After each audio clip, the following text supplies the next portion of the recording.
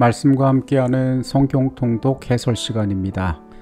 오늘 하루도 각자의 곳에서 의미 있는 귀한 시간들을 보내셨으리라 생각을 합니다.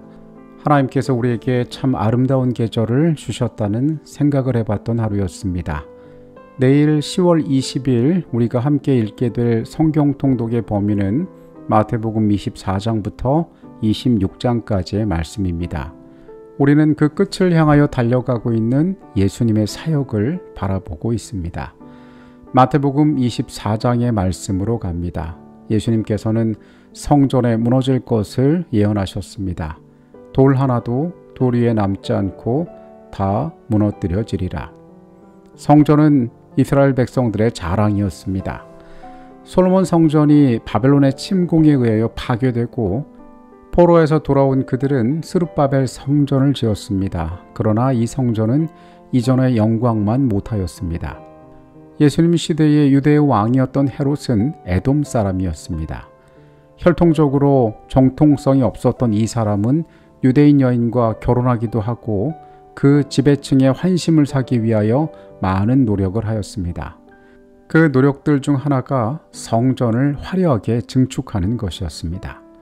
예수님 당시에 그들에게 있던 성전은 주변 세계에 자랑할 만한 찬란한 외형을 갖고 있었습니다. 그러나 그 운명을 그들은 쉽게 보지 못하고 있었던 것입니다. 제자들은 감람산 위에서 예수님께 묻습니다. 주의 임하심과 세상의 끝에는 무슨 징조가 있사오리까?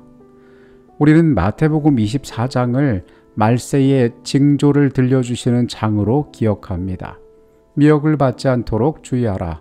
난리와 난리, 기근과 지진, 거짓 선지자가 일어날 것이며 불법이 성함으로 사랑이 식어지리라. 이 천국 복음이 모든 민족에게 전해지리니 그제야 끝이 오리라. 예수님께서는 제자들에게 세상 끝에 있을 일들에 대하여 말씀하셨습니다. 15절 이후에는 말세에 있을 큰 환란을 이야기합니다. 다니엘의 말한 바 멸망에 가증한 것이 거룩한 곳에 선 것을 보거든 도망하라. 여기에 나온 멸망에 가증한 것이란 것은 과연 무엇일까요? 가증한 것이라는 표현은 성경에서 우상 숭배와 관련된 말로 쓰였습니다. 하나님에게서 떠난 것, 하나님을 대체하려고 하는 것. 이 15절에 언급된 이 내용은 1차적 의미에서 예수님께서 승천하신 이후 얼마 되지 않은 AD 70년에 예루살렘 멸망의 사건을 가리키는 것이고 2차적인 의미로는 말세에 타락한 교회와 세속적 권력이 세력을 얻을 것임을 이야기하는 것입니다.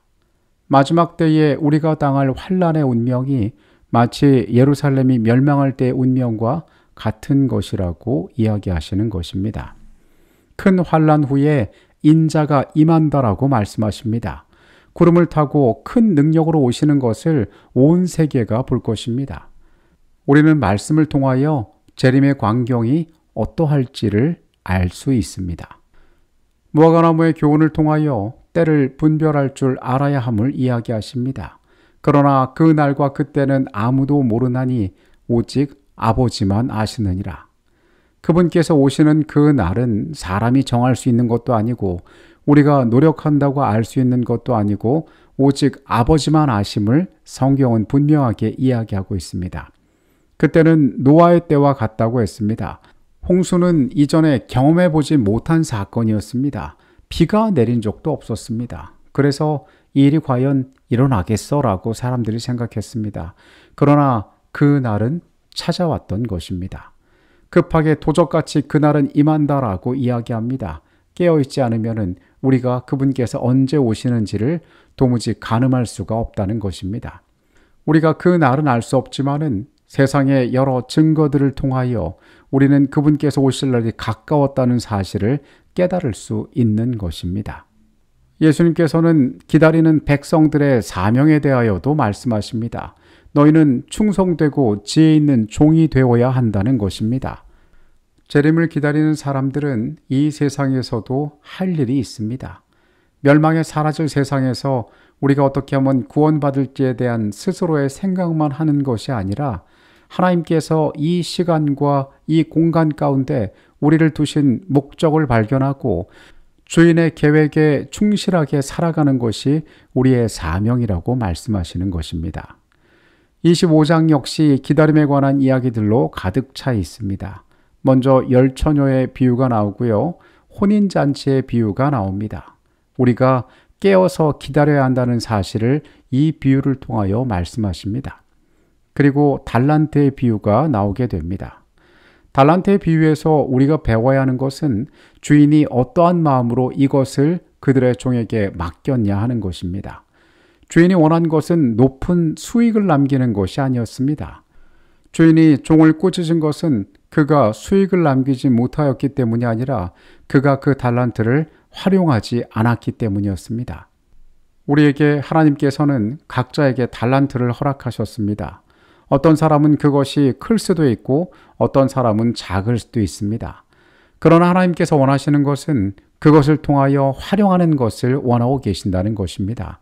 우리는 달란트를 맡은 사람으로서 주인의 뜻을 헤아릴 줄 알아야 합니다.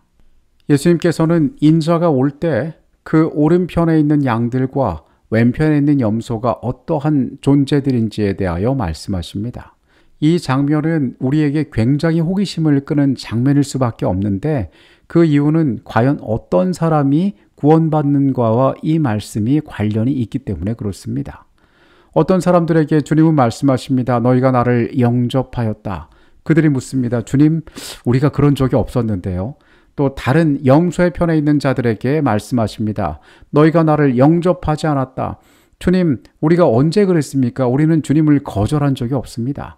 그때 주님께서 이렇게 말씀하십니다.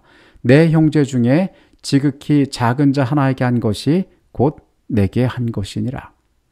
우리는 이 땅을 살아가면서 부지 중에 예수 그리스도를 영접할 수도 있고 그분을 거절할 수도 있습니다.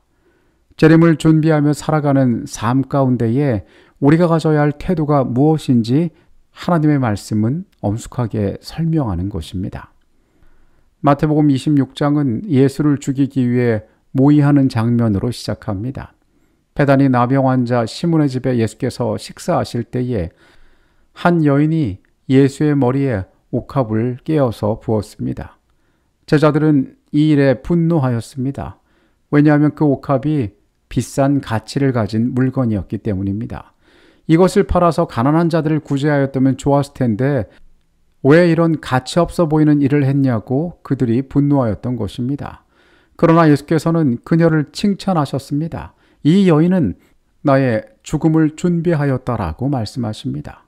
이미 3번이나 그분의 죽음에 대하여 제자들에게 말씀하셨지만 그것은 제자들에게 받아들여지지 않았습니다. 그런데 그녀는 예수께서 어떤 운명의 길을 걸어가실지 이미 알고 있었던 것입니다. 그녀의 이름은 복음을 듣는 모든 자들에게 기억될 것이었습니다. 예수의 제자 가룟 유다는 제사장들에게 은 30을 받고 예수를 팔게 됩니다. 26장은 마지막 만찬의 모습을 우리에게 보여줍니다. 예수께서는 한 사람이 나를 팔리라고 말씀하십니다. 그리고 베드로를 향하여 닭이 울기 전에 내가 3번 나를 부인하리라 하고 말씀하십니다. 이후에 예수께서는 겟세마네로 가서 제자들과 함께 기도하십니다. 그분께서는 제자들을 향하여 깨어 기도해달라고 부탁하셨습니다. 고난의 여정을 앞둔 그분의 인성이 어떻게 흔들리고 있었는지를 우리는 볼 수 있습니다. 주께서는 할만하시거든 이 잔을 내게서 지나가게 하옵소서라고 기도하셨습니다. 그분이 감당해야 할 그 짐의 무게가 얼마나 큰지를 알 수 있는 대목입니다. 그러나 그분께서 들으신 그 기도는 순종의 절정을 우리에게 보여줍니다. 그러나 나의 원대로 마옵시고 아버지의 원대로 하옵소서. 산에서 내려온 예수께서는 잡히셨습니다. 제자들은 흩어졌고 다 예수를 버리고 도망하였습니다. 그분이 처음 끌려간 곳은 대제사장 가야바 앞이었습니다. 그들은 예수에게서 신성모독의 죄를 발견하기 위하여 애썼습니다. 성전을 헐고 사흘 만에 짓는다는 그의 말이 하나님을 모독했다라는 죄명으로 그를 재판하였습니다. 그때 바깥들에 있던 베드로는 자신이 예수와 함께 있던 자였다는 사람들의 말을 부인합니다. 3번이나 그리스도를 부인하고 저주하여 맹세할 때에 새벽닭이 울었고 베드로는 예수의 말씀이 생각나 심히 통곡하였습니다. 예수께서 제자들을 향하여 3번이나 그분의 운명에 대하여 말씀하셨지만은 그들은 준비되어 있지 않았던 것입니다. 예수께서 걸어가실 마지막 운명의 여정은 이미 예정된 것이었습니다. 그리고 그것은 감추어진 것이 아니었습니다. 그러나 예수의 말을 듣고 그분을 위하여 자신의 할 수 있는 일을 했던 사람은 옥합을 예수의 머리에 부은 여인뿐이었습니다.